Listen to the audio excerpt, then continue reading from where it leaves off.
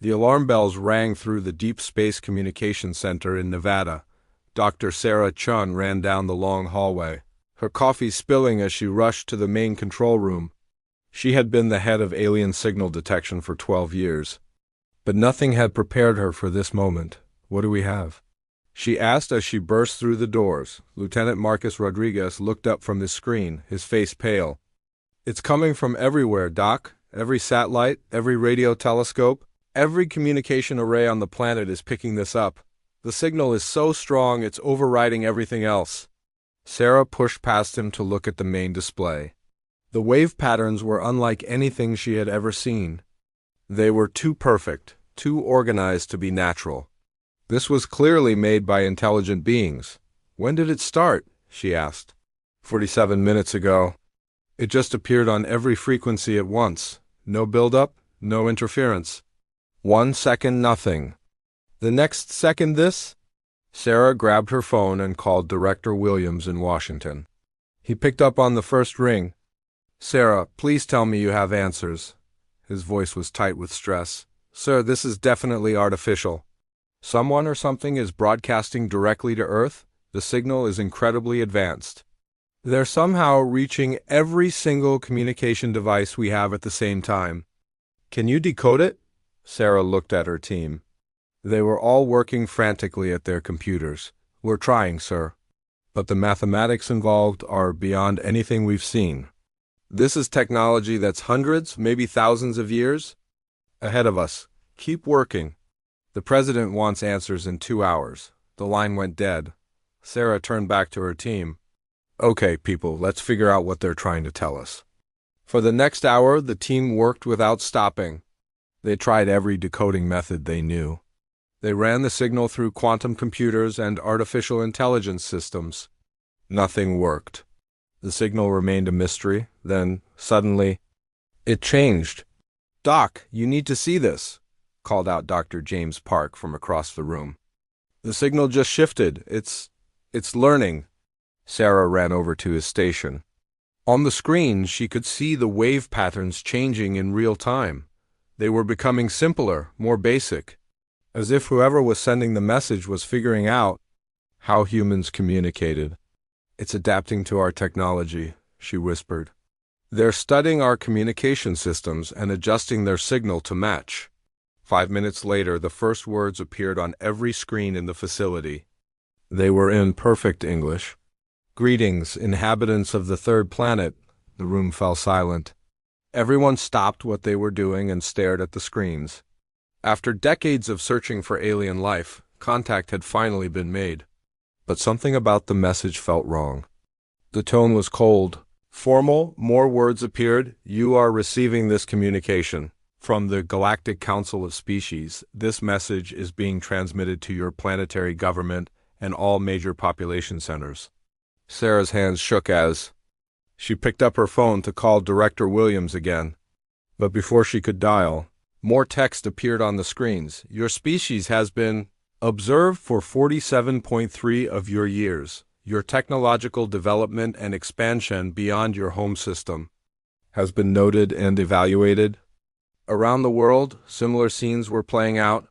In Moscow, Beijing, London, and every other major city, government officials were watching the same message appear on their screens. Military bases, space agencies, and research facilities all received the transmission simultaneously. In the White House Situation Room, President Elizabeth Harper sat at the head of a long table surrounded by her top advisors. General Patricia Stevens, the chairman of the Joint Chiefs, leaned forward as she read the message. "Madam President, this is clearly a first contact scenario. But the language they're using is concerning." The president nodded grimly. "It sounds like they've been watching us for almost 50 years.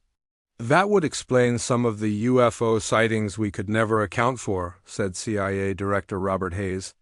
"If they've been observing us since the 1970s, they know everything about our military capabilities, our technology, our weaknesses."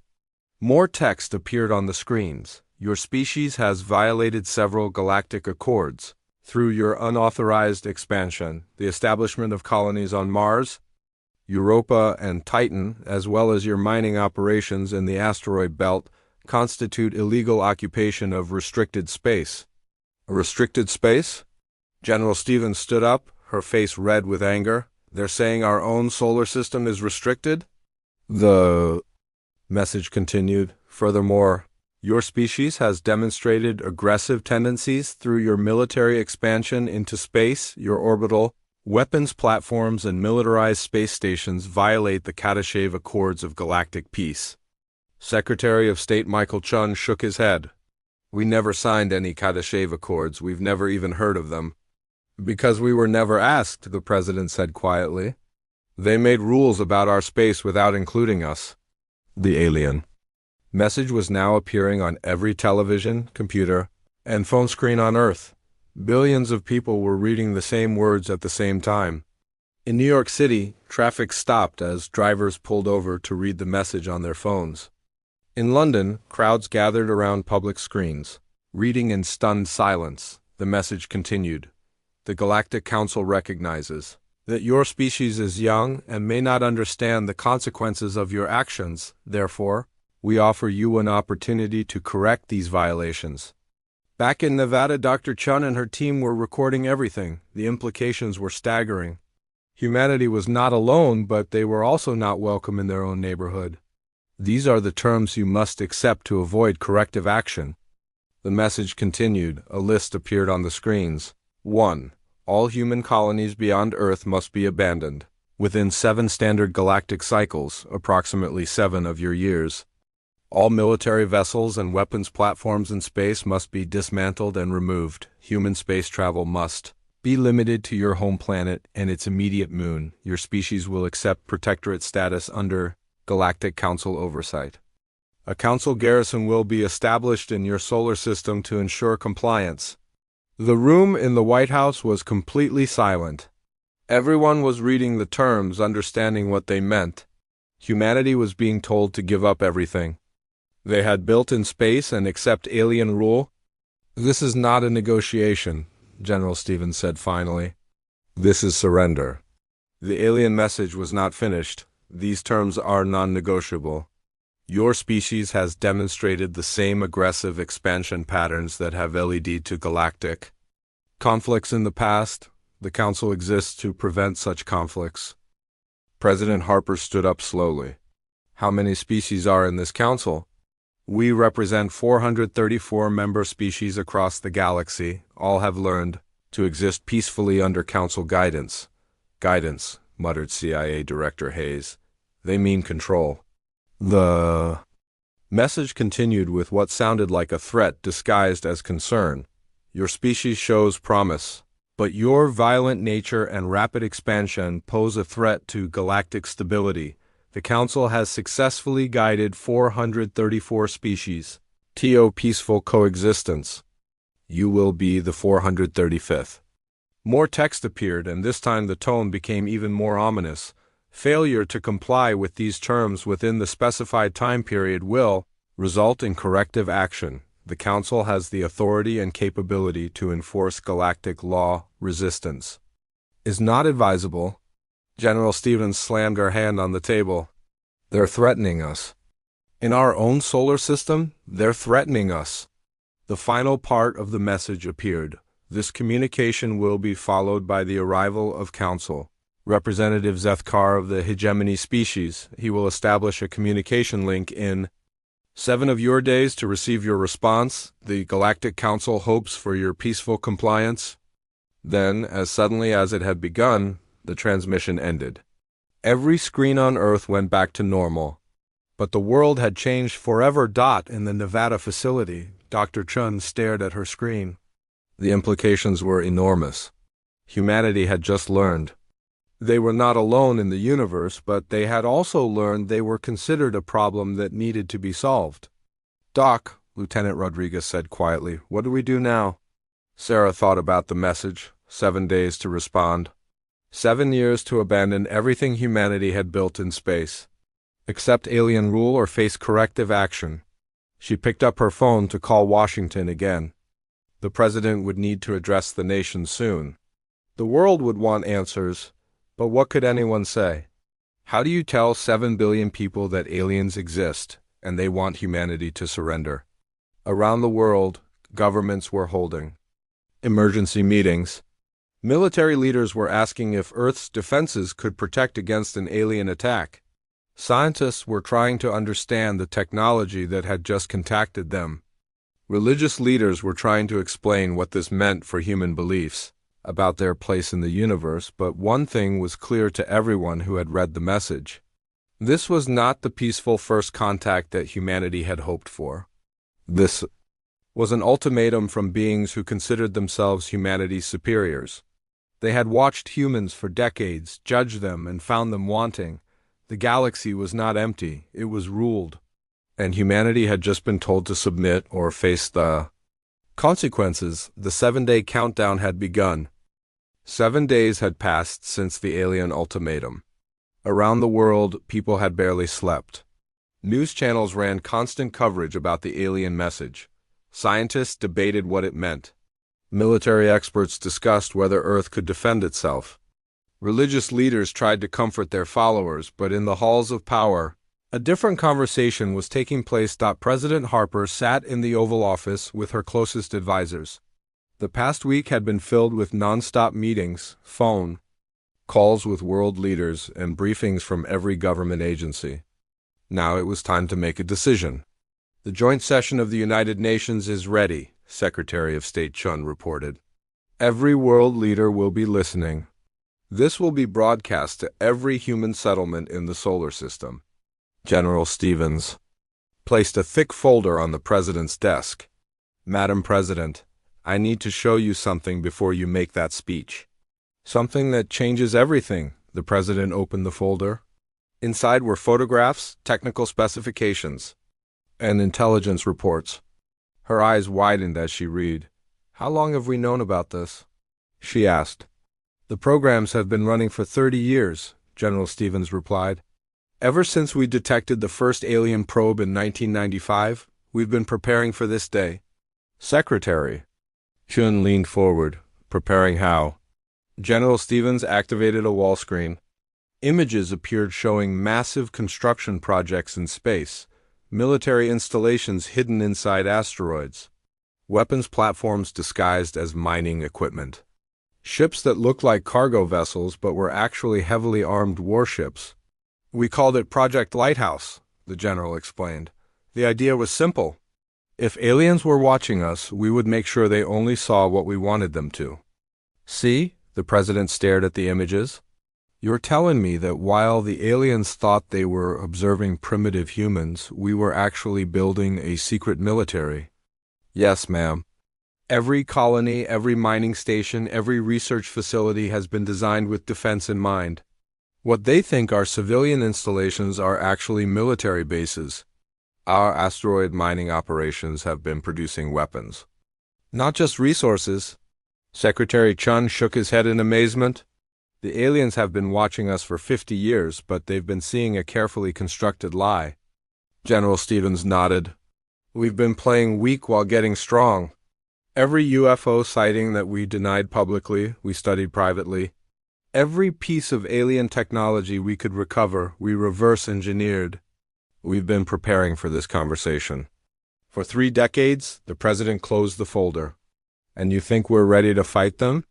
I think we're ready to surprise them, General Stevens replied. They expect us to surrender. They think we're a primitive species that will bow to superior force. They have no idea what we've actually built out there. 2 hours later, President Harper stood before the United Nations General Assembly. The hall was packed with representatives. From every nation on Earth, outside, crowds had gathered in cities around the world to watch the speech on giant screens. My fellow humans, the president began, her voice steady and clear. 7 days ago, we learned that we are not alone in the universe. We also learned that those who share the galaxy with us believe they have the right to control our future. The hall was completely silent. Billions of people around the world and throughout the solar system were listening to every word. The Galactic Council has given us an ultimatum. They demand that we abandon our colonies, dismantle our space-based infrastructure, and accept their rule over our species. They believe that because they are older and more numerous, they have the authority to dictate terms to humanity. The president paused, looking directly into the camera. They are wrong, a murmur went through the assembly. This was not the surrender speech many had expected. For 50 years, representatives of this galactic council have observed our species. They watched us take our first steps into space. They saw us establish colonies on Mars, Europa, and Titan. They observed our expansion into the asteroid belt and beyond. The president's voice grew stronger. What they did not see was our preparation for this moment. What they failed to understand was that humans do not submit easily to threats. On screens around the world, new images began to appear. Footage from hidden cameras showing the true nature of human space installations. Military vessels emerging from what appeared to be civilian structures. Weapon systems activating on stations that the aliens thought were simple research facilities. The installations they observed were not what they appeared to be, the president continued. For 3 decades, humanity has been preparing for the possibility of hostile contact. Every colony they saw has defensive capabilities they never imagined. Every mining station doubles as a military outpost. Every research facility is also a weapons development center. In the alien observation post orbiting Pluto, Council Representative Zeth Carr watched the human broadcast with growing alarm. The primitive species was not behaving as expected. They should have been begging for mercy, not making speeches about preparation and resistance. He activated his communication array and sent an urgent message to the Council homeworld. The humans were not responding according to the established pattern. Back on Earth, President Harper continued her speech. The Galactic Council speaks of laws and accords that humanity never agreed to. They cite authorities that we never recognized. They demand compliance with rules that were made without our input or consent. She leaned forward, her voice carrying. Across the world, we reject their laws. We reject their accords. We reject their assumption that age gives them the right to rule the young.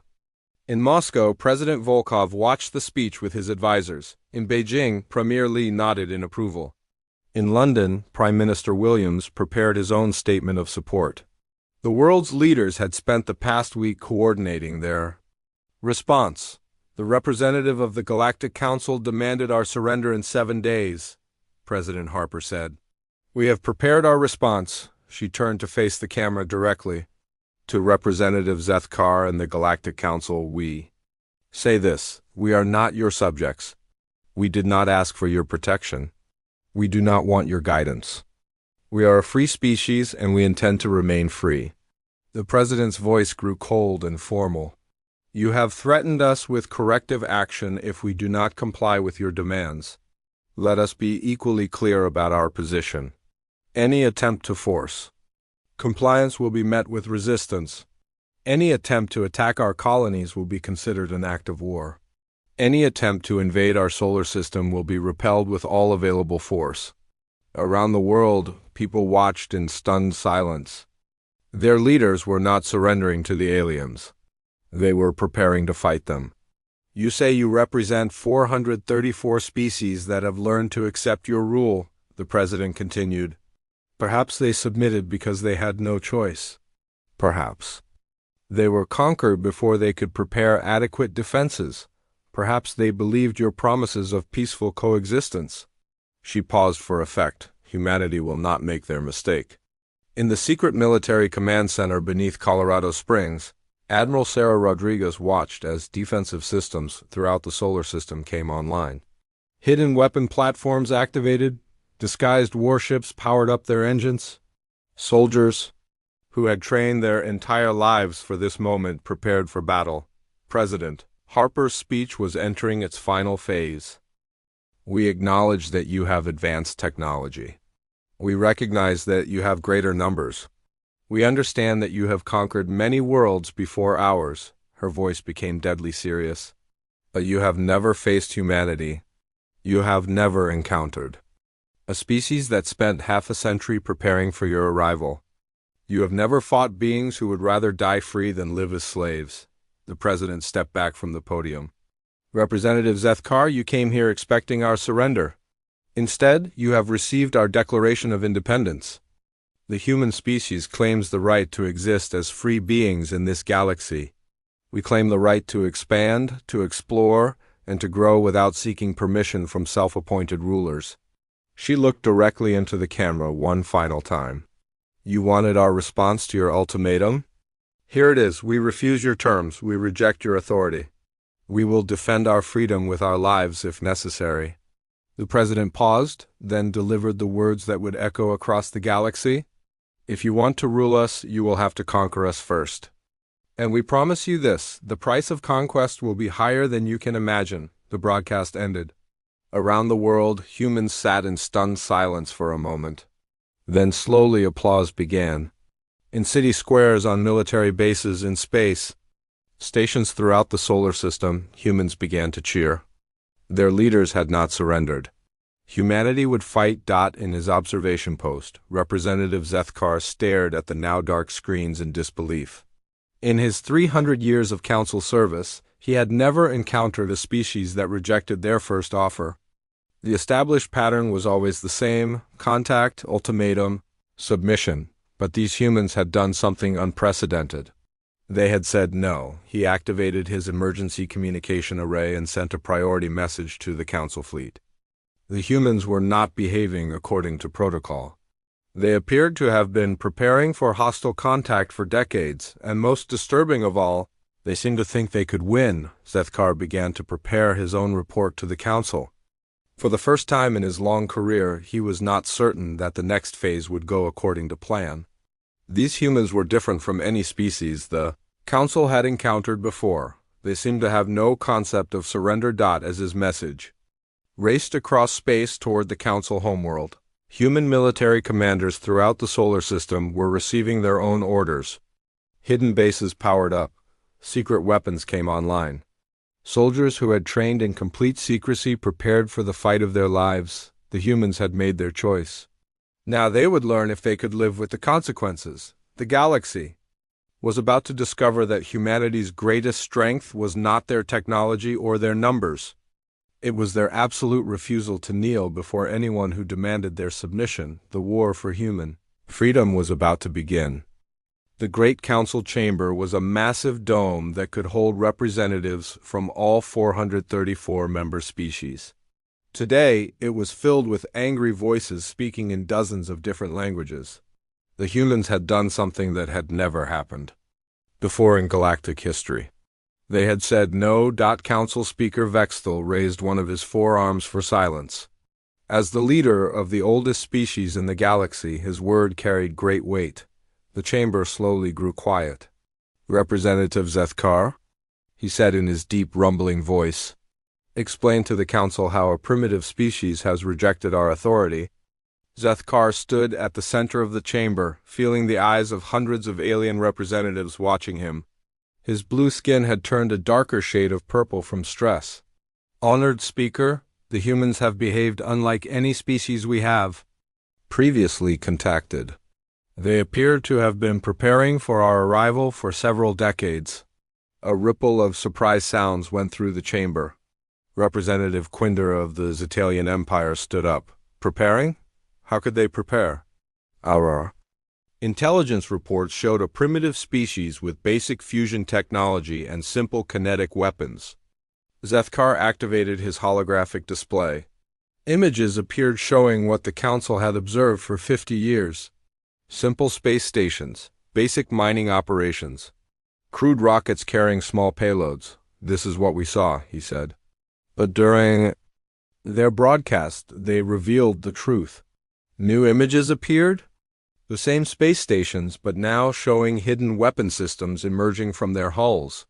The mining ships suddenly transforming into heavily armed warships. The research facilities revealing massive defensive installations. The chamber erupted. In shocked voices, Representative Morgith of the Korthic Dominion slammed one of his tentacles on his speaking platform. You are telling us that for 50 years they have been lying to us? That everything we observed was fake? Not fake, Zethkar replied, disguised.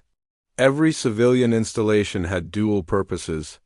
Every peaceful research station was also a military base. They have been building an army while pretending to be explorers. Council Speaker Vexthal stood up slowly. At over 400 years old, he had overseen the peaceful integration of 112 species into the council. Nothing like this had ever happened before. How is this possible? Our surveillance technology is centuries ahead of theirs. How could they hide so much from us? Zethkar's skin turned an even darker purple. Honored Speaker, I believe they have been studying our technology. Some of the weapons they revealed appeared to be based on our own designs, but modified in ways we did not expect. Admiral Krex of the Hegemony Navy stood up. He was a massive creature, almost 3 meters tall, with gray skin and 4 eyes. His species had conquered 17 worlds before joining the council. This is ridiculous, he growled. They are barely a Type 1 civilization. Their fastest ships take months to travel between planets in their own system. We have faster than light travel and weapons that can destroy planets. What threat could they possibly pose? General Yixalan of the Altarian Defense Force nodded in agreement. Admiral Krex speaks truth. Our reconnaissance shows they have perhaps 200 armed vessels in their entire system. The standard subjugation fleet has over 500 ships. This will be resolved quickly. But Representative Horthak of the Velian Collective raised a concern. If they have been hiding their true capabilities for 50 years, how do we know what they really have? Our intelligence may be completely wrong. Zethkar brought up more images from the human broadcast. They showed us installations we never knew existed. Asteroid bases we thought were simple mining operations are actually military fortresses. Ships we classified as cargo vessels have weapon systems that rival our destroyers. The chamber was filled with worried murmurs. For 1,000 years, the Galactic Council had operated on a simple principle. Contact a new species, explain the rules, receive their submission. It had worked 434 times. Council Speaker Vexthal called for order. Admiral Krex, what is your assessment of the human military capability? The Admiral activated his own display. Star charts showed the human solar system with red markers indicating known military assets. Based on our previous observations, they have approximately 200 armed vessels, mostly small patrol craft and system defense ships. Their largest vessels are crude compared to our technology. Their weapons are kinetic projectiles and basic energy beams. Their defenses consist of simple shields and armor plating. He paused to change the display. A standard council subjugation fleet consists of 500 ships including 6 dreadnoughts, 24 heavy cruisers, 96 destroyers, and support vessels. The humans would be outnumbered more than 2 to 1, and our technology is far superior. Representative Silvara of the Ethiopian Republic stood up. She was one of the few council members who specialized in studying primitive species. Admiral Krex, your assessment is based on the assumption that our intelligence is accurate. What if it is not? What if the humans have been showing us only what they wanted us to see? The Admiral's 4 eyes narrowed. Even if they have twice as many ships as we think, they are still no match for Council technology. Their weapons cannot penetrate our shields. Their ships cannot match our speed. This discussion is pointless. But Zethkar was looking at new data that had just arrived from the observation post. His face went completely pale. Honored Speaker, he said, his voice shaking, I have just received an update from our scouts in the human system. He activated his display again. This time, the images showed something that made the entire chamber fall silent. Massive structures were emerging from what had appeared to be empty asteroid fields. Ships that were 10 times larger than anything they had previously observed were powering up their engines. Weapon platforms that had been completely invisible were suddenly broadcasting on all frequencies. How many ships? Council Speaker Vexthal asked quietly. Zethkar checked his data again, hoping he had made a mistake. Current count is over 2,000 vessels of various sizes. And the number is still growing as more installations reveal themselves? The chamber erupted in chaos. Representatives from dozens of species were shouting questions and demands. Admiral Krex stared at the display in disbelief. "That is impossible," he said. "Where did they build so many ships? How did they hide them from our sensors?" Representative Horthick had the answer. They did not hide them. They built them inside asteroids, inside moons, inside gas giant atmospheres. They used the natural features of their system to conceal construction. We were looking for traditional shipyards and space stations. We never thought to scan for industrial activity inside celestial bodies. General Yixalan was studying the tactical display.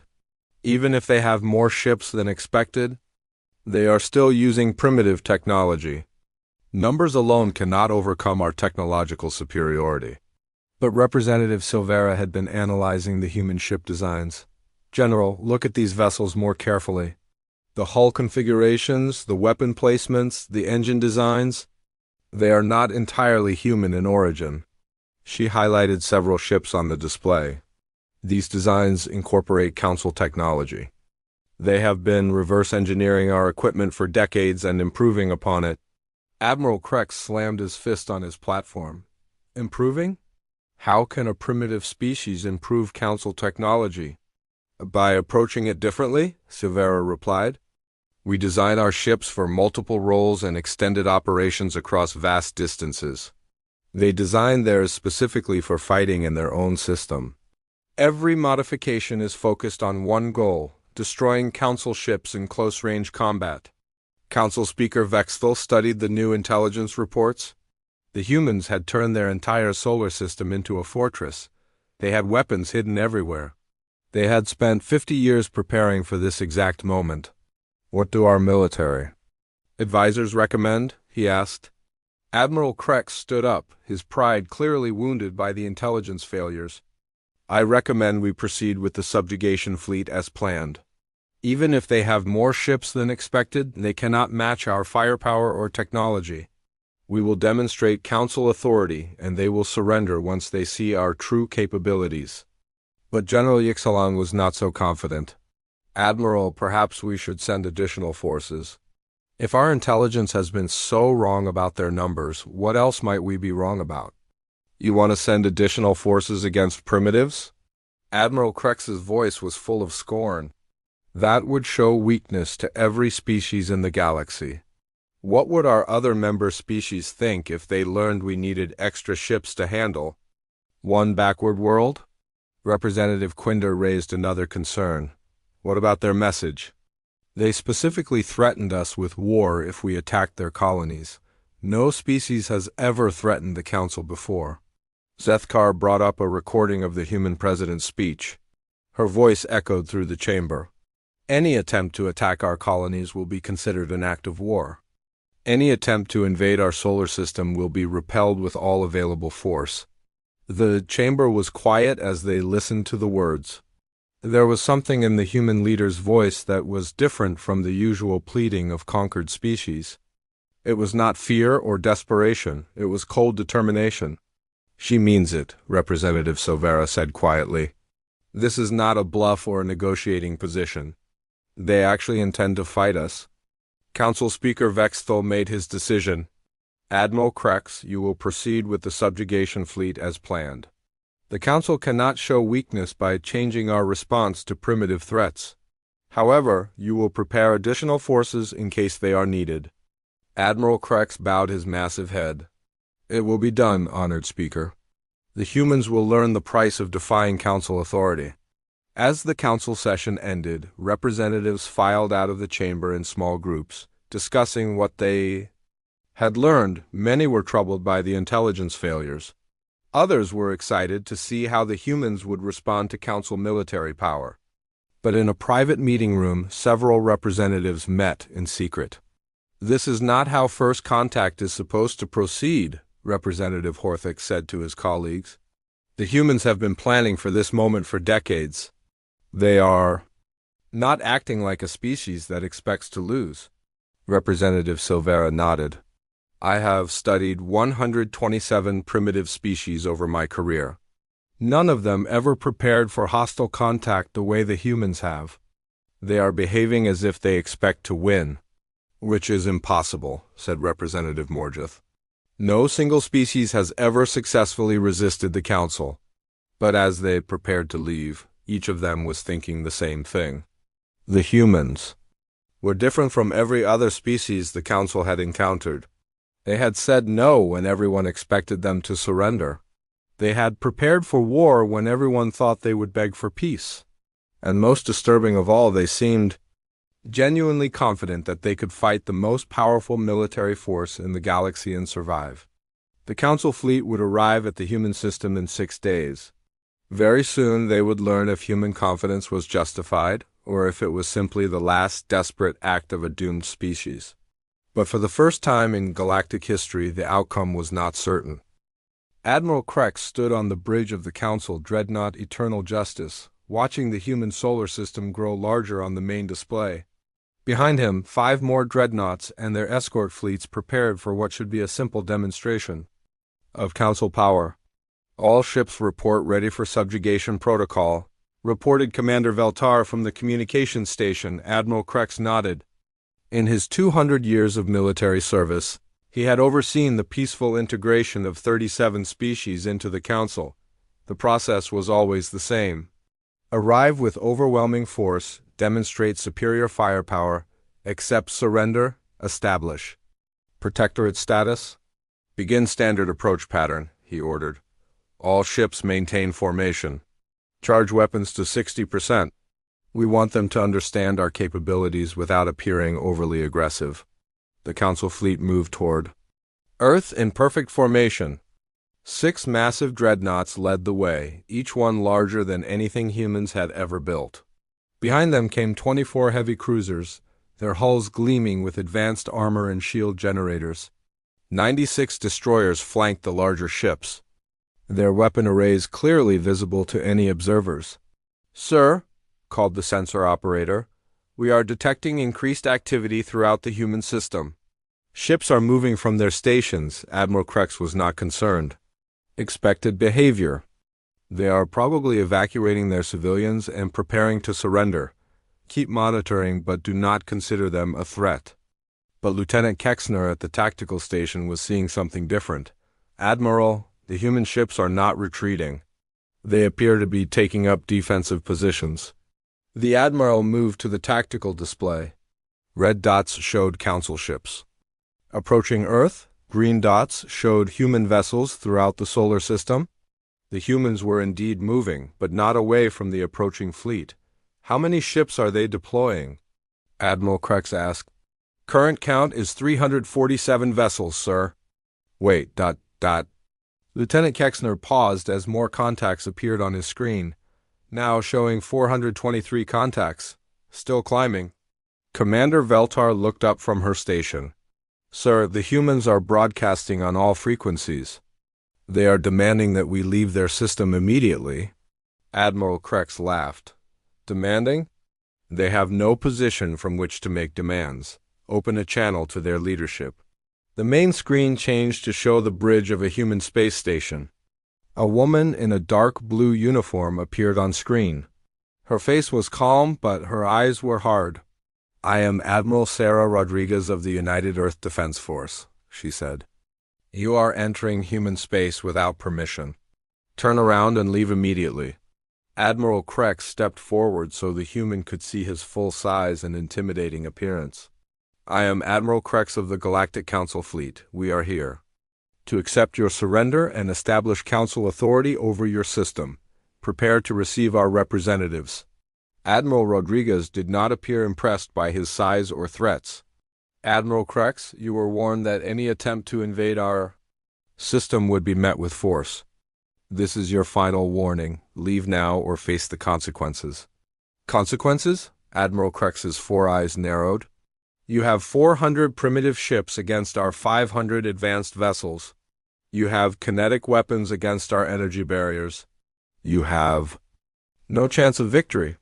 Surrender now and your species will be treated well under Council guidance."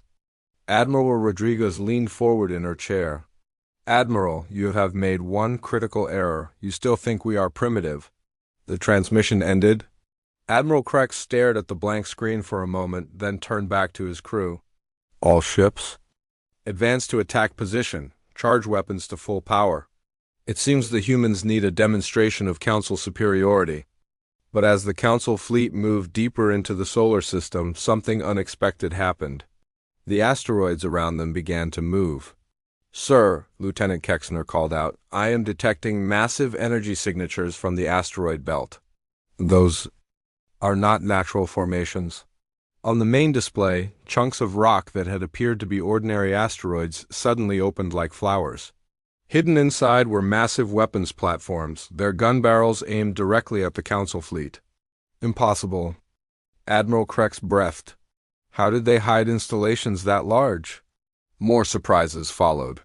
Ships that had appeared to be simple cargo vessels suddenly transformed as hidden armor plates retracted to reveal weapon systems. Space stations that looked like research facilities deployed defensive barriers that glowed with energy patterns. A Council had never seen before. Sir, we are detecting over 1,500 human vessels now, Lieutenant Kexner reported, his voice tight with stress. And they are all armed with weapons that register as Council-level technology. Commander Veltar was monitoring human communications. Admiral, they are coordinating their movements. This is not a panicked response. This is a planned defensive operation. Admiral Krex felt the first touch of doubt. The humans had indeed been preparing for this moment. But Council technology was still superior. Numbers alone could not overcome their advantage. All ships begin the demonstration, he ordered. Target the largest human installation and fire. A warning shot. Show them what Council weapons can do. The dreadnought Eternal Justice fired a single plasma bolt at a human space station orbiting Mars. The energy beam streaked across space, bright enough to be seen from planets away. It struck the station's shields and ... Sir, Lieutenant Kexner said in disbelief, the human shields absorbed the plasma bolt completely, no damage detected. Admiral Krex stared at the tactical display. A warning shot from a Council dreadnought should have destroyed any primitive shield system. Instead, the human station sat undamaged, its defensive barriers glowing brighter than before. How is that possible? He demanded before anyone could answer. The human station fired back. But instead of the primitive kinetic weapons the Council expected, it launched a volley of plasma bolts that looked exactly like Council technology. The shots struck the Eternal Justice's shields and something impossible happened. The Council shields flickered and failed for several seconds before regenerating. Damage report, Admiral Krex barked. 6 months had passed since the Battle of Sol. The Galactic Council chambers were no longer filled with confident voices discussing the integration of primitive species. Instead, hushed conversations filled the halls as representatives tried to understand how their perfect system had collapsed. Council Speaker Vexthal looked older than his 400 years as he reviewed the latest intelligence reports. 3 more Council fleets had been sent to human space. All 3 had been destroyed. The humans were not just defending their system anymore. They were expanding. Representative Zethkar stood before the emergency assembly, his blue skin now permanently pale from stress. Behind him, holographic displays showed the new reality of galactic politics. Honored representatives, he began, I must report that the human expansion has continued. They have established colonies in 17 systems that were previously under Council protection. Angry voices erupted throughout the chamber. Representative Quinder of the Zetalian Empire stood up. How is this possible? Those systems are hundreds of light years from their homeworld. They do not have faster-than-light travel. Zethkar activated a new display. That was true 6 months ago. It is no longer true today. The hologram showed sleek human ships that looked nothing like the crude vessels the Council had observed for 50 years. These ships moved between stars at speeds that should have been impossible for human technology. Where did they get FTL? Drives? Demanded Admiral Krex. The massive warrior had been demoted after his defeat at Earth, but he was still the Council's senior military advisor. They built them, Zethkar replied simply, using technology they captured from our destroyed fleets. The chamber fell silent. The implications were staggering. Not only had the humans defeated council forces, they had salvaged the wreckage and reverse-engineered faster-than-light travel in just 6 months. Representative Silvera of the Ethiopian Republic accessed her own data. The humans are not just expanding randomly, they are targeting specific systems. Systems where the local species have expressed dissatisfaction with council rule. She brought up a galactic map showing human expansion. Red dots marked their new colonies, and every single one was in a system where the council had faced resistance or rebellion in recent years. They are building an alliance, she continued. They are offering protection to species that want to. Leave the council. Council Speaker Vextel felt the foundations of galactic order crumbling beneath him. For 1,000 years, the council had maintained peace through strength. No species had ever successfully challenged their authority. Now, the humans were not just defying them. They were offering an alternative. What species have joined this human alliance? He asked. Zethkar's display changed to show a list that grew longer every day. The Kethmori were the first. They declared independence 3 months ago and requested human protection. The Velthari followed 2 weeks later. Then the Zorani, the Plexuna, and the Mordith Collective. With each name, more representatives in the chamber looked uncomfortable. These were not primitive species like the humans had appeared to be. These were advanced civilizations with their own military forces and industrial capabilities. How many species have joined the human alliance? Council Speaker Vextel asked quietly. 47 as of this morning, Zethkar replied. And the number grows every day. Admiral Krex slammed his fist on his platform. This is rebellion. We should crush them all before this alliance grows stronger. But General Yixalan of the Altarian Defense Force shook his head. Admiral, we have tried that approach. Every time we send ships to stop the humans, they destroy them. Every time we attack one of their new allies, 10 more species ask for human protection. Representative Horthick of the Velian Collective stood up slowly. His species had been among the first to join the council over 800 years ago. Perhaps, he said carefully, we should consider why so many species want to leave the council. Perhaps the problem is not the humans. Perhaps the problem is us. The chamber erupted in angry voices. The idea that the council system might be flawed was almost unthinkable to most representatives, but Representative Silvera was nodding in agreement. The humans have offered something we never did. They offer alliance, not rule. They offer partnership, not submission. Partnership with primitives? Representative Morgith of the Korthic Dominion was outraged. We are the oldest and most advanced species in the galaxy. We bring order and peace to younger civilizations. Do we? Silvera challenged. Or do we bring control and taxation? When was the last time any council member species was allowed to make its own decisions about expansion, or trade, or military development? The question hung in the air. Every species in the council had given up their independence in exchange for peace and protection. But after 1,000 years, many had begun to question whether the price was worth it. Zethkar activated another display. This one showed intercepted human communications, translated into various galactic languages. The humans have been broadcasting their message throughout the galaxy, he said. They call it the Declaration of Galactic Independence. The recorded voice of President Harper filled the chamber. Her words had been heard by billions of beings across thousands of worlds. We hold these truths to be universal, the human leader said. That all sentient species are created equal. That they are endowed with certain unalienable rights. That among these are life, liberty, and the pursuit of happiness. The chamber was completely silent as the message continued. That to secure these rights, governments are instituted among the governed, deriving their just powers from the consent of the governed. That whenever any form of government becomes destructive of these ends, it is the right of the people to alter or abolish it. Representative Quinder was the first to speak when the message ended. They are calling for the end of the council. No, Representative Silvera corrected. They are calling for the end of rule without consent.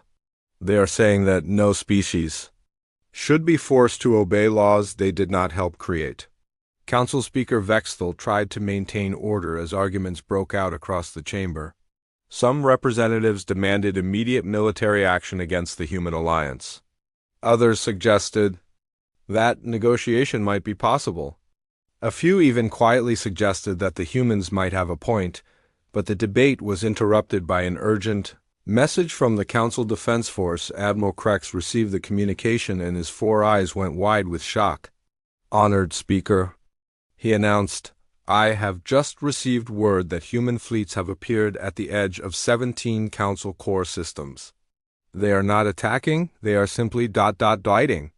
The chamber fell dead silent.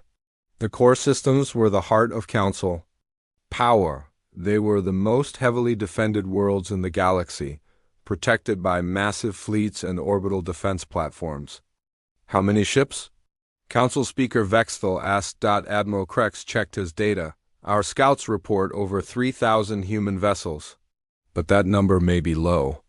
The humans have become very good at hiding their true strength." The implications were clear to everyone in the chamber. The humans were demonstrating that they could reach any Council world whenever they chose. They were showing that Council defenses could not stop them. "Are they demanding our surrender?" Representative Morgith asked. "No," Admiral Krex replied. "They have sent no demands. No ultimatums. They are simply there, letting us know that they can be there." Zethkar received another communication. "Honored Speaker, we are receiving a transmission from the humans. It is addressed to the entire Council." "Put it through," the Speaker ordered. The main display activated, showing President Harper standing in what appeared to be the bridge of a human warship. Behind her, the lights of a Council core world were visible through the viewport. "Members of the Galactic Council," she began, "6 months ago you sent us an ultimatum. You demanded our surrender and threatened us with conquest if we refused. We rejected your demands and defeated your forces." Her voice was calm and steady, showing no anger or triumph. "Since then, you have sent 3 more fleets to our space. All 3 were destroyed. You have threatened the species that chose to join our alliance. Those threats were unsuccessful." She paused, looking directly into the camera. "We could have responded to your aggression with aggression of our own. We could have attacked your worlds as you attacked ours. We could have demanded your surrender as you demanded ours." The chamber held its breath, waiting for the human ultimatum that would mirror their own. "But we will not," President Harper continued, "because we are not you. We do not believe that might makes right. We do not believe that advanced species have the right to rule primitive ones. We do not believe that age grants authority over youth." She gestured to the Council world visible behind her. "Our fleets are here not to threaten you, but to protect the species that have chosen freedom over security. We offer no ultimatums because we seek no empire. We demand no surrender because we want no subjects." The President's expression became more serious. "But let there be no mistake about our resolve. Any attempt to attack members of our alliance will be met with the full force of human military power.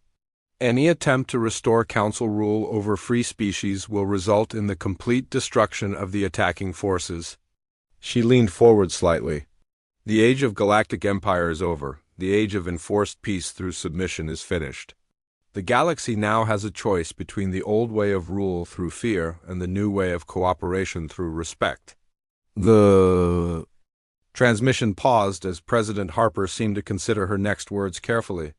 "To the species of the galaxy still under Council rule, we say this: you are not prisoners unless you choose to be. You are not subjects unless you accept that status. Freedom is yours if you have the courage to claim it." She straightened up, her voice becoming formal. "To the Galactic Council, we say this: your authority ends where our guns begin. Your law extends only as far as your ability to enforce it. And your ability to enforce it ends today." The transmission cut off, leaving the chamber in stunned silence.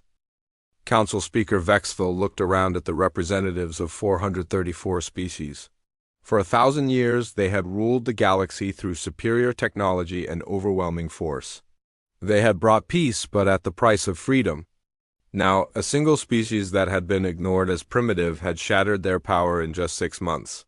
The humans had not just defeated them militarily. They had offered the galaxy something the Council never could, the choice to be free. "What are your orders, honored speaker?" Admiral Krex asked. Vexthel looked at the tactical displays showing human fleets positioned throughout Council space. He thought about the species that had already left to join the human alliance. He considered the cost of a war that could destroy both sides. "Send a message to all Council fleets," he said finally. "Stand down. Do not engage human forces unless directly attacked." The chamber erupted in protests, but the speaker raised his hand for silence. "The humans have won," he said simply. "Not just the battles, but the war for the hearts and minds of the galaxy. Fighting them now would only prove their point about the Council ruling through force alone." As the session ended and representatives filed out to contact their homeworlds, everyone understood that the galaxy had changed forever. The 1,000-year reign of the Galactic Council was over. In its place, a new order was emerging. An order based not on the rule of the strong over the weak, but on the revolutionary idea that all species deserved the right to choose their own destiny. The humans had not conquered the galaxy, they had freed it. And that, perhaps, was the most terrifying victory of all. The first strange signals arrived on a Tuesday. Tom Reed rubbed his tired eyes as he stared at the monitor in the dim light of the observation room. The Global Space Initiative's Deep Space Listening Station was quiet at 3 a.m., just the way he liked it. Only the soft hum of computers and the occasional beep from the coffee machine broke the silence. "That can't be right," he muttered, leaning closer to the screen. The pattern flickered again, a series of pulses from somewhere beyond Neptune's orbit. They weren't random. They showed structure, rhythm, repetition. Tom had worked at GSI for, 15 years. He knew cosmic background radiation. He knew pulsar signatures. He knew satellite transmissions and space junk echoes. This was something else entirely. He quickly saved the data and started running analysis programs. By morning, he was sure of one thing. Whatever this signal was, it wasn't natural. "Sensor malfunction," Director Williams said without looking up from his desk. "Schedule maintenance for next week."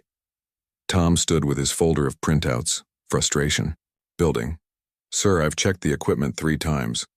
These signals have mathematical properties that don't occur in nature." Williams sighed and finally looked up. "Dr. Reed, do you know how many alien signal false alarms we've had in the last decade?" 37.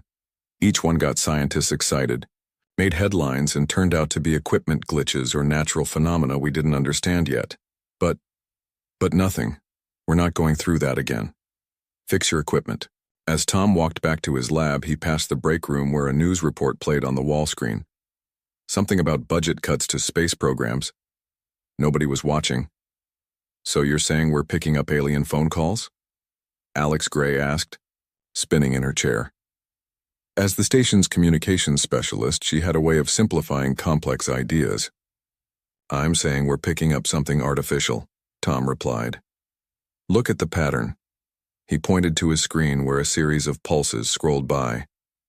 "See how they repeat? But not exactly. There's variation within a structure like language." Alex finished, suddenly serious. "Holy crap. And it's getting stronger each day." Tom and Alex worked through the night, analyzing the signals, trying different decoding methods. They found patterns that repeated every 17 pulses, then sequences that seemed to count up in binary, then what looked like simple geometric formulas. "We need to tell someone," Alex said as morning light filtered through the blinds. "I tried." "Williams thinks it's a glitch." Tom ran his hands through his messy hair. "But I sent copies to a few colleagues at other observatories. Maybe they'll see the same thing." 2 weeks later, Tom received his first email back from Dr. Harris at the European Space Agency. "They're seeing it too," Tom nearly shouted across the lab to Alex. "And so is the observatory in Chile." Alex rushed over. "Does Williams know?" He will soon. I've got confirmation from 3 separate facilities now. He can't ignore this anymore. But Williams did ignore it. So did the government. Officials who received the report.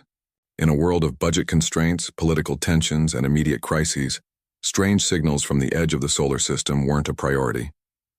The report was filed away, marked for future consideration. A month passed.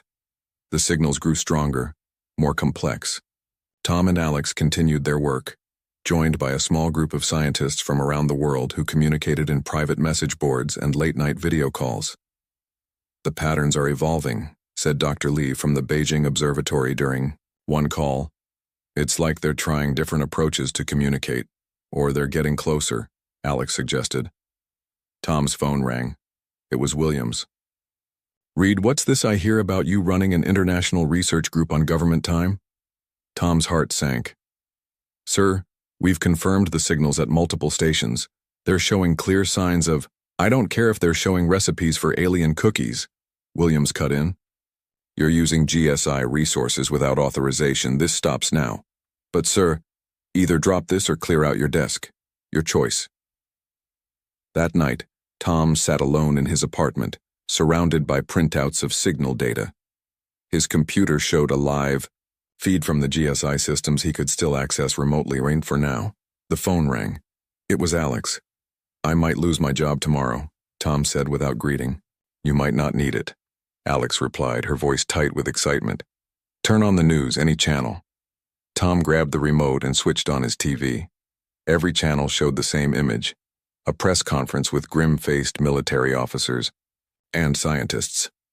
Unusual object detected approaching the solar system at unprecedented speed, a stern general was saying. We want to emphasize there is no cause for alarm, but as a precautionary measure. Tom's computer beeped loudly. The Lao signal feed had changed.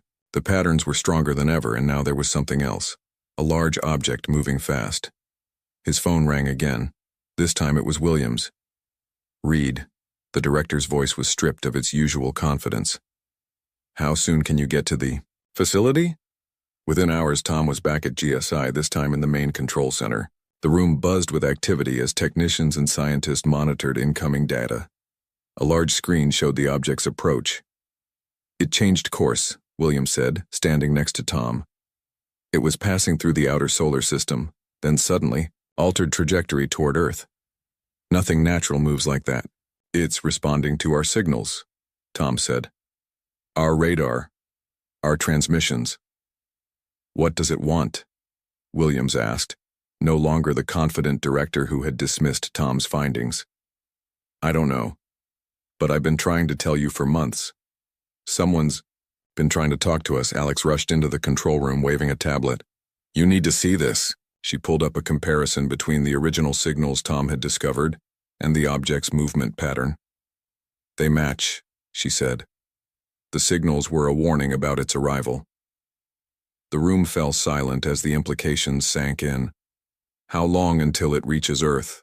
Williams asked. A technician looked up from her console. At current speed, less than 48 hours.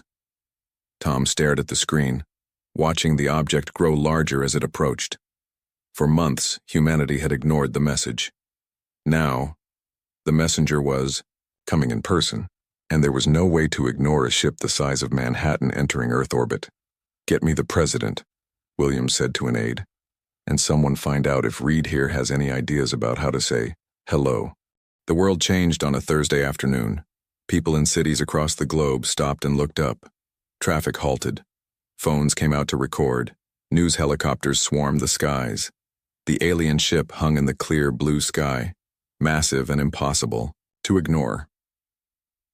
Tom Reed watched from a military helicopter racing toward a hidden government facility. Through the window he could see the vessel, a dark, curved shape that seemed to swallow light rather than reflect it. It was huge, at least a mile long and shaped like a smooth river stone. It's been in orbit for 3 hours, Colonel James Wilson shouted over the helicopter noise. No radio contact, no aggression, nothing. The stern-faced military officer had picked up Tom and Alex from GSI less than an hour ago. Now they were headed to what Wilson called the response center. Has it done anything? Alex asked, her face pale but determined. Just hovers there, Wilson replied. Every missile system on Earth is pointed at it, but the president wants to try talking first. Tom clutched his laptop bag containing all his signal data. It's been trying to talk to us. For months, we just weren't listening. The response center turned out to be an underground facility, filled with military personnel, scientists, and government officials. Screens covered the walls, showing the ship from various angles and news reports from around the world. Dr. Reed, a woman in a dark suit, approached. I'm Linda Park, National Security Advisor. I understand you've been tracking signals from this visitor. Yes, for months now, Tom said. The signals contain mathematical patterns that... He was interrupted by a commotion across the room. One of the large screens showed something new. Smaller objects coming from the main ship.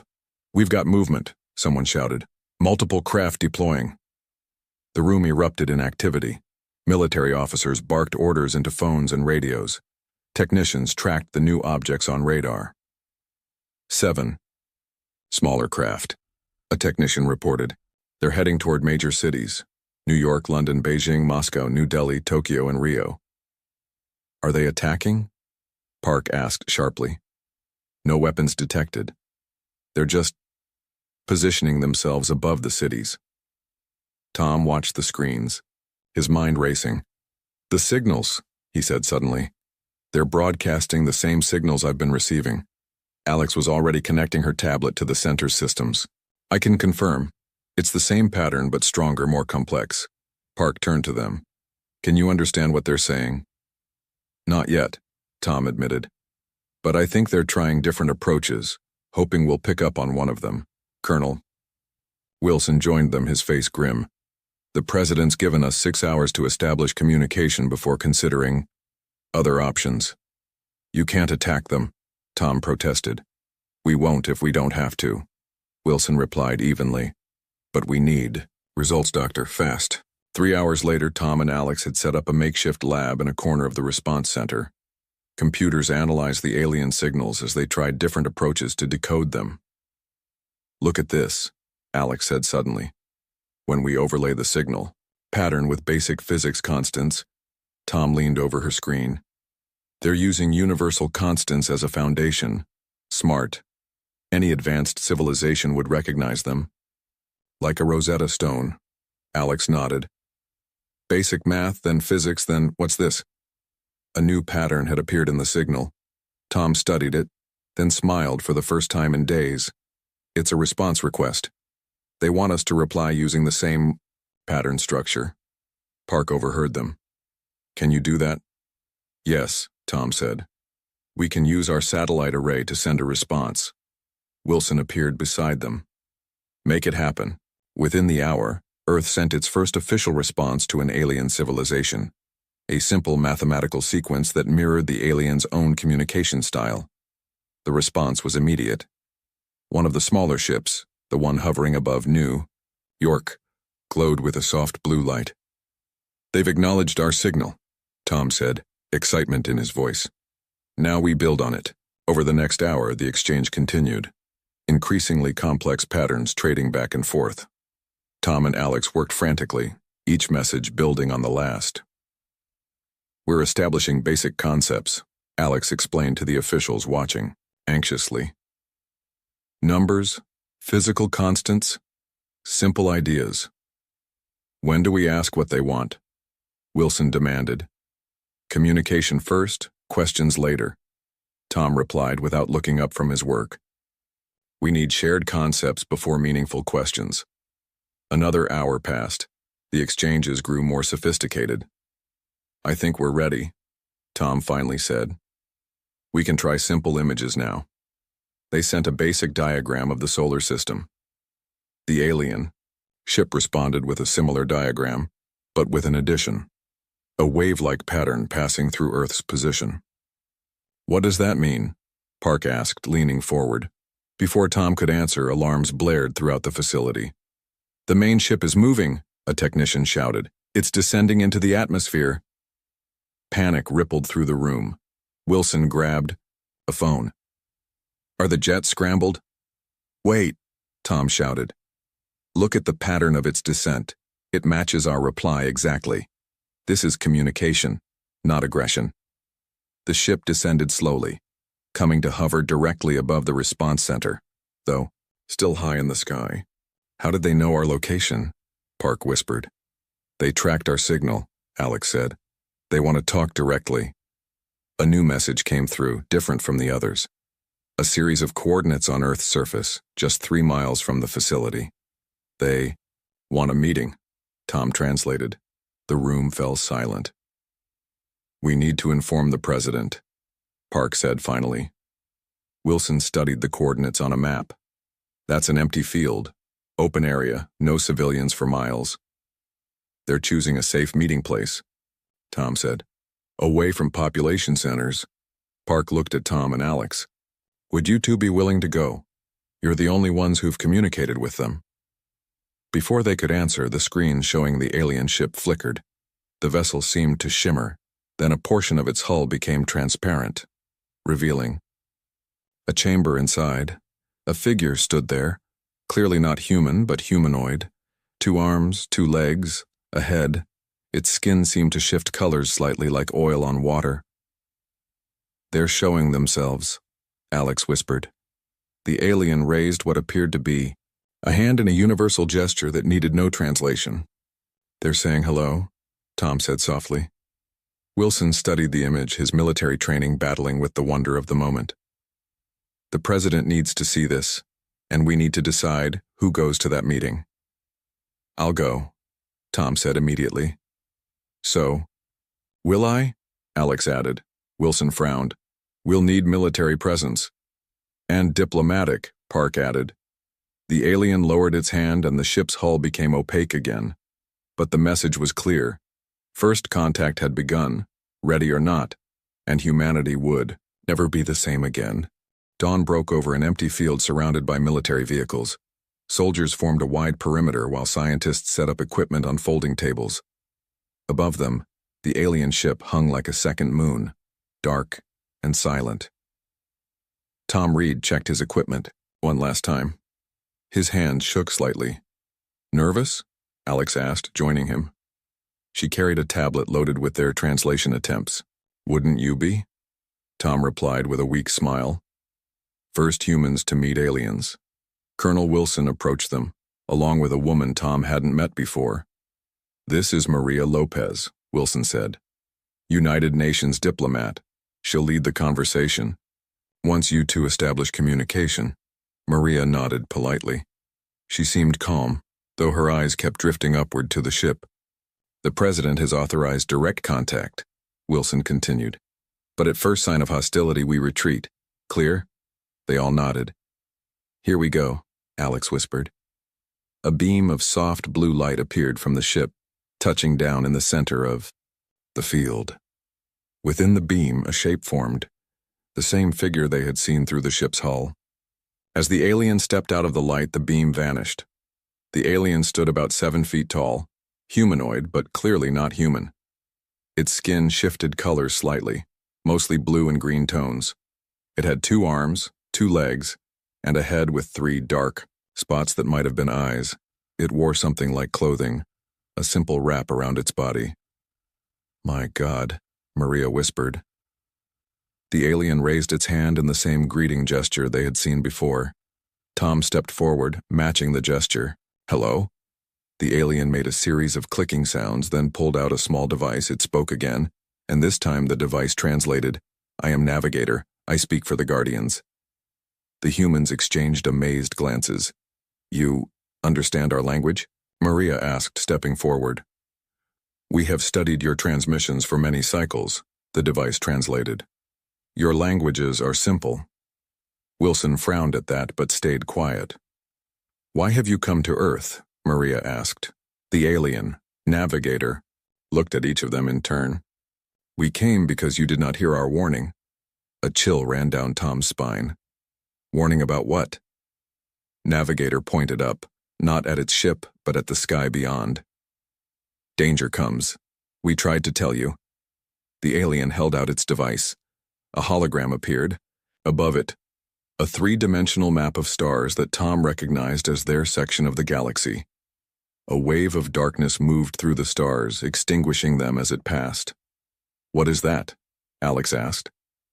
"Dark matter wave," Navigator replied. "It destroys all organic life." Silence fell over the group as they stared at the hologram. "That's impossible," one of the scientists muttered. "Dark matter doesn't interact with normal matter." "Your science is young," Navigator said. "This form of dark matter does interact." Violently. Maria stepped forward. "How do you know this?" "We have seen it before. Many worlds. Some listen to warning. Some do not." Navigator's voice remained flat through the translator, but something in its posture suggested sadness. "Those who do not listen die." "When will this wave reach Earth?" Tom asked, his voice barely steady. "Your time measurement. Less than one orbit of your planet around your star." "Less than a year," Alex translated, her face pale. Colonel Wilson had been quiet, but now he spoke. "How do we know this is true? This could be a trick to make us surrender." Navigator turned its three eye spots toward Wilson. "If conquest was our goal, we would have taken your world already. We are not warriors. We are guardians." "Guardians of what?" Maria asked. "Life," came the simple reply. Navigator gestured to its ship. "We offer help. We have helped others. Some survive." "How?" Tom asked. "How can we survive this?" "Two paths. Shield your world or leave it." The humans exchanged troubled looks. "Leave Earth?" Maria said. "That's impossible. We don't have the technology to evacuate billions of people. We can help, but not all." The meaning was clear. Not everyone would survive. "And the shield option?" Tom asked quickly. Navigator's device projected another hologram. Massive structures positioned around a planet. "Shield generators, blockwave effects, difficult to build, not always successful." Wilson stepped forward. "We need to take this information to our leaders. Can you provide proof? Data our scientists can verify?" "Yes. Come to our ship. See truth. Yourselves." Maria looked at Wilson, who nodded slowly. "We accept your invitation," Maria said. The interior of the alien ship defied human imagination. Corridors that seemed to shift and change. Rooms that were bigger inside than they appeared from outside. Technology that looked more like art than machines. Navigator led them through it all to a large chamber with a viewing window that showed Earth below. "Our home," Navigator said, gesturing to holographic displays that appeared. "Once."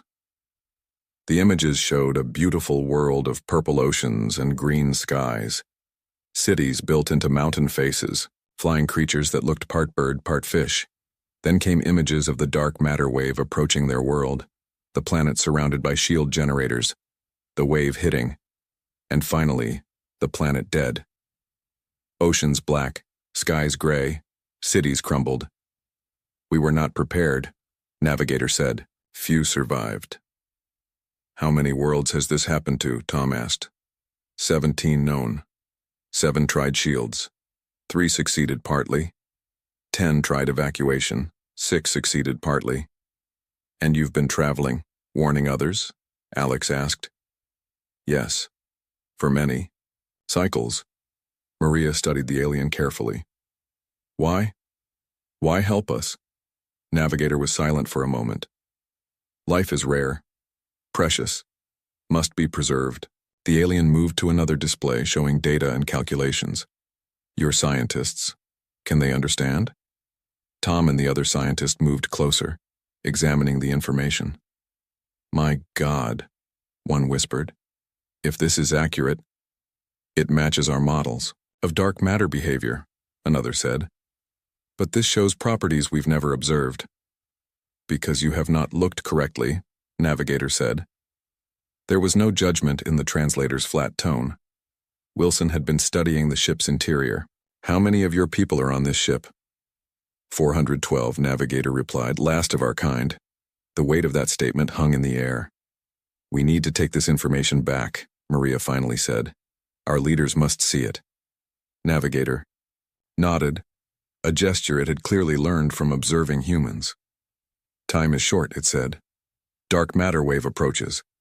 Your world must prepare." As they prepared to return to Earth, Tom looked back at Navigator. "Thank you," he said simply, "for trying to warn us." Navigator made a gesture they hadn't seen before, something like a bow. "We hope you listen now," the alien replied, "before it is too late." 1 month after first contact, the United Nations building in New York buzzed with more activity than it had seen in decades. Representatives from every nation filled the assembly hall. Armed guards stood at every entrance. Outside, crowds gathered. Behind barricades, their faces a mix of fear, hope, and curiosity. Tom Reed sat in a side room, watching the proceedings on a screen. The world had changed dramatically in 4 weeks. News of the dark matter wave had spread globally, causing panic at first, then a strange kind of unity. Faced with extinction, old enemies now worked together. The door opened and Alex entered, looking tired but determined. "The shield generator plans are ready," she said, dropping into a chair beside him. "Guardian engineers say we can start building next week." Tom nodded. "And the evacuation plans?" Alex's expression darkened. "That's the problem, even with Guardian E. Ships helping, we can only evacuate about 50 million people. Out of 8 billion, Tom said quietly. "How do you choose who lives and who stays?" Alex whispered. Before Tom could answer, Colonel Wilson entered the room. His uniform was wrinkled, suggesting he hadn't changed in days. "The Planetary Defense Coalition wants both of you at the main science facility," Wilson said without greeting. "Reed, your team has been assigned to work directly with the Guardian engineers." The Planetary Defense Coalition, or PDC, had been formed by the UN just days after the truth was revealed. It now commanded more resources and authority than any organization in human history. "When do we leave?" Tom asked, standing up. "Now. There's a helicopter waiting." The PDC science facility was built in what used to be a military base in the Nevada desert. It now housed thousands of scientists and engineers from around the world, all working on one of 2 projects: shield technology or evacuation. Tom's lab was in the shield division, a massive warehouse converted to hold both human and Guardian technology. 3 Guardian engineers worked there, teaching humans about technology centuries beyond their understanding. "The shields must form a complete global network," explained the Guardian engineer that humans called Blue, due to its predominantly blue skin tones. 22 generators at precise locations. Tom studied the holographic globe showing the planned positions. Some of these are in the ocean, others in remote mountain regions. "All locations necessary," Blue replied through its translator. "Pattern must be exact." Alex pointed to one location in the Middle East. "This is an active war zone. How do we build there?" Blue's skin rippled, and what they had learned was a sign of concern. "All positions necessary or shield fails." Wilson, who had been listening from the doorway, stepped forward. "The UN Security Council has declared all generator sites as protected international zones. Any attack on a site will be considered an attack on all humanity." "Will that be enough?" Tom asked. Wilson's face was grim. "It has to be." 2 months later, Tom stood on a platform overlooking the first completed shield generator. It was massive, a towering structure of metal and strange materials the Guardians had provided. It hummed, with power, glowing softly in the twilight. "1 down, 21 to go," Alex said, joining him on the platform. "And only 7 months until the wave arrives," Tom replied. Progress was happening, but tensions were rising too. News had leaked about the limited evacuation capacity. Riots had broken out in several cities. Some religious groups claimed the Guardians were saviors bringing the chosen to heaven. Others called them demons preparing for invasion. "There's something wrong with the evacuation plans," Alex said suddenly, her voice low. "Wilson was meeting with the PDC leadership yesterday. I overheard things." Tom turned to her. "What things?" "They're arguing about who gets the evacuation spots. Nations are threatening each other. The Guardians offered 20,000 spots to each major nation, but some leaders want more for their people. Tom shook his head. We're facing extinction, and they're still playing politics. It's human nature, Alex said sadly. 3 months later, halfway to the deadline, 12 shield generators stood complete. 10 more were under construction. The world economy had been completely reorganized around the crisis. Money meant little. Now survival was the only currency that mattered. Tom worked 18-hour days, learning Guardian technology and helping adapt it to work with Earth systems. The progress was incredible. Humanity was making technological leaps that should have taken centuries, but it came at a cost. Exhaustion, tension, fear. Tom was studying shield harmonics when Blue approached him. Tom Reed, come. Important information. Tom followed the Guardian to a quiet corner of the lab. Blue's skin was rippling rapidly, a sign of strong emotion. What's wrong? Tom asked. Shield technology, Blue said. Not fully tested on dark matter, wave of this magnitude. Tom felt cold. What are you saying? Our world tried shields. They failed. But you told us shields were an option. They are option, not certain option. Blue's translator couldn't convey emotion, but its body language showed distress. Did not want to remove hope. Tom stared at the alien. So the evacuation is the only sure way? Not sure either. Dangerous journey, limited space. Then what do we do? Blue's skin settled into a calm blue pattern. Continue building shields. Prepare evacuation. Hope. That night, Tom couldn't sleep. He paced his small quarters, at the facility mind racing. If the shields might not work and evacuation couldn't save everyone, what options remained? His computer beeped. A message from Alex. Meet me in Lab 7. Now. Bring no one. Curious and concerned, Tom made his way through the quiet facility to the small lab used for testing shield components. Alex was there with a Guardian he hadn't met before, smaller than the others, with skin that shifted between green and purple. This is Helper, Alex said. It works in the Guardian ship's engine. Room. Helper made a greeting gesture. Alex Gray says you think differently. See patterns others miss. Tom looked between them. What's this about? Alex brought up a holographic display showing the dark matter wave. Helper has been analyzing our shield designs. There might be another option the Guardians haven't considered. What option? Helper's skin rippled. Not shields, not evacuation, diversion. Tom stared at the hologram. Divert the wave? Is that possible? Unknown, Helper replied. Never attempted. Requires technology Guardians have used in new way. Why are you telling us this and not the other Guardians? Tom asked. Helper's skin darkened. Navigator believes options limited to shields or evacuation. Navigator's position, traditional, does not see new possibilities. Alex leaned forward. But you think it might work?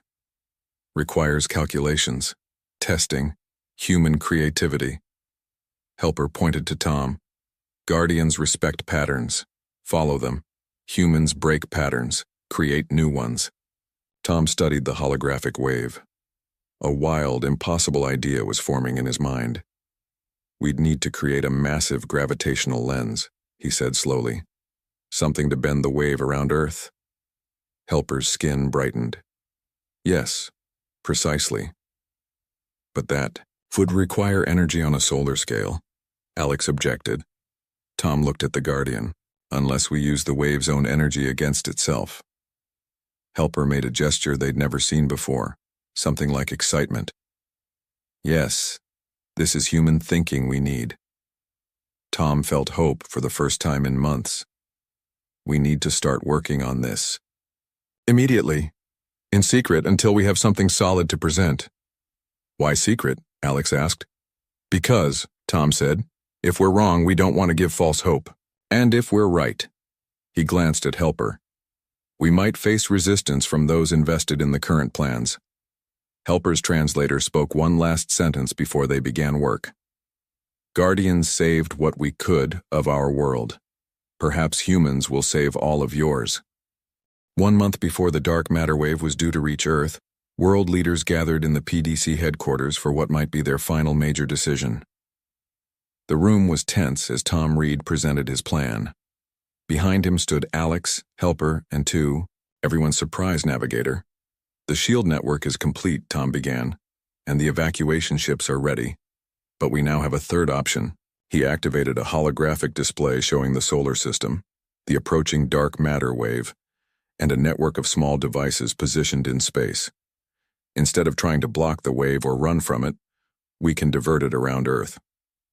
Colonel Wilson frowned. How is that possible?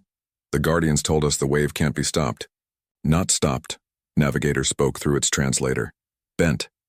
The room stirred with surprise. The Guardian leader had been skeptical when first presented with Tom's plan, but after weeks of testing and calculations, had become its strongest supporter. The dark matter wave follows gravitational paths, Tom explained. With a network of specially designed gravity generators positioned throughout the solar system, we can create a lens effect that will bend the wave around Earth, like water flowing around a rock, Alex added. The President of the United States stood up. What are our chances with each option? Navigator answered. Shield network, 37% chance of success. Evacuation, 100% for those who leave, 0 for those who stay. Diversion plan, 62% chance of success for all. The shields might fail, Tom said. The evacuation will definitely leave billions behind, but the diversion could save everyone. What resources do you need? Asked the Chinese premier. Tom took a deep breath. Everything. Every rocket, every satellite, every bit of Guardian technology we can spare. And we need them deployed in 2 weeks. The room erupted in argument. Some leaders favored the guaranteed safety of evacuation for at least some people. Others wanted to stick with the shield plan they'd invested so much in. Maria Lopez, now Secretary General of the UN, stood up and the room quieted. We faced extinction because we ignored warnings, she said. Then we found hope when the Guardians arrived. Now working together, humans and Guardians have found a solution neither would have discovered alone. She looked around the room. I say we try to save everyone. The vote was unanimous. The next 2 weeks were a blur of activity. Every space agency on Earth worked together to launch components for the gravity generator network. Guardian ships carried the heaviest pieces into position. Scientists and engineers worked around the clock, making adjustments as new data came in. 5 days before the wave's arrival, the network was complete. 24 gravity generators positioned in a precise pattern through the solar system, ready to create the largest gravitational lens ever attempted. Tom stood in the PDC control center, watching status reports from each generator. Alex worked beside him, coordinating with teams around the world. Generator 17 reporting fluctuations. A technician called out. Tom checked the readings. The power coupling is overheating. We need to reduce output by 7%. That will weaken the eastern edge of the lens, Alex warned. Better a weak spot than a complete failure, Tom replied. Colonel Wilson entered the control room. The evacuation ships are standing by just in case. Shield generators are at full power, also just in case. Tom nodded gratefully. They had 3 chances to survive now, not just 1. Navigator approached them. Time to activate lens network.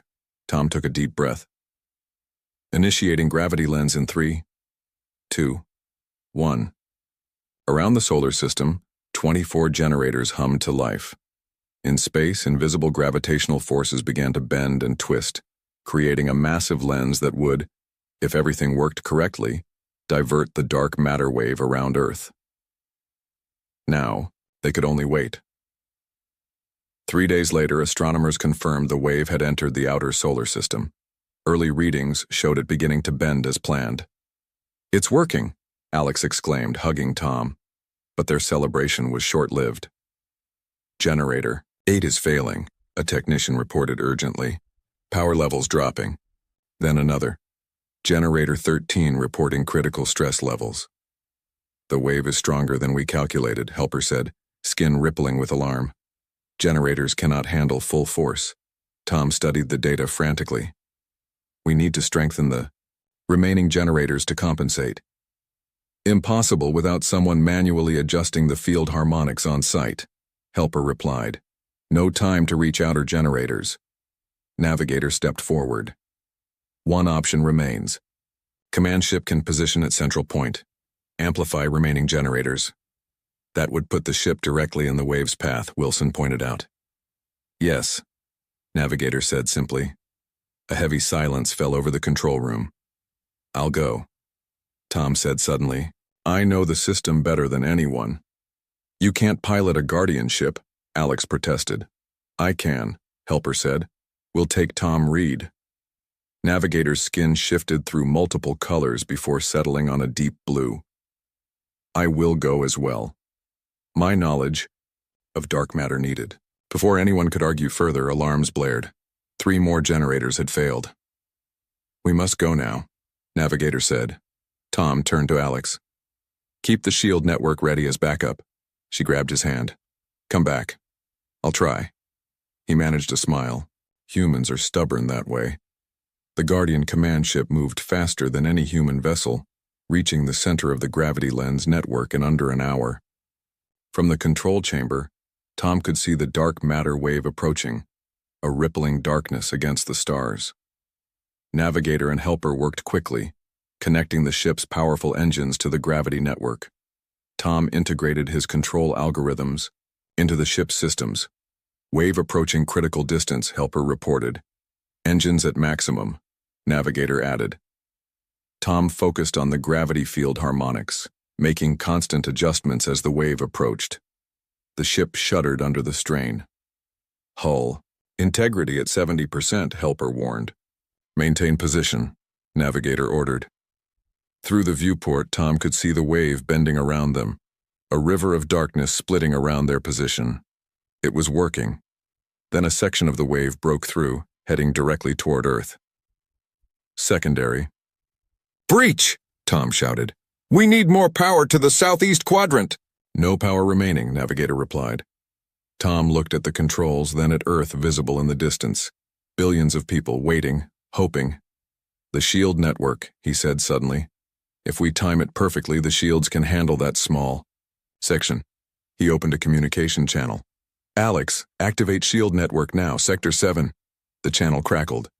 Tom, we can barely hear you. Shields, Sector 7, now. The ship shuddered violently. Hull breach alarms sounded. Did they hear? Navigator asked. Tom watched helplessly as the dark matter fragment raced toward Earth. Then, at the last moment, the planet's surface glowed as the shields activated. The fragment hit the shields. Energy flashed. For a terrible moment, Tom thought, they had failed. Then the shields held. The fragment dispersed. The main wave continued past Earth, bending around the planet just as they had planned. We did it, Tom whispered. Helper's skin glowed bright green. Earth is safe. The ship listed to one side. Warning lights flashed everywhere. But we may not survive return journey, Navigator said calmly. Tom smiled. At least we saved everyone. 2. His surprised Navigator's skin shifted to match Helper's bright green, a color of joy they had never seen the leader display before. Not everyone saved this way before, Navigator said. Humans, different. See new paths. As the ship limped back toward Earth, Tom looked out at his home planet, now safe from a threat it had almost ignored. The Guardians had come to warn humanity. Humanity had done more than listen. They had found a solution no one thought possible. 6. Months later, Tom stood on a hillside watching the construction of the first joint Human-Guardian Research Center. The Guardian ship remained in Earth's orbit, now permanently staffed by both species. Alex joined him, carrying plans for a new deep space telescope. Navigator says the next Guardian ship arrives next week, she said. They're bringing scientists instead of evacuation ships this time. Tom smiled. And we're sending our first team to help them rebuild their colony world. Not bad for a species that didn't get the message at first, but we definitely couldn't ignore the ship they sent, Tom replied with a laugh. Above them, the sky was clear and full of possibilities. Humanity had nearly missed its warning, but in the end, they had done more than just survive. They had shown the Guardians a new way to fight, and given an ancient race new hope for the future.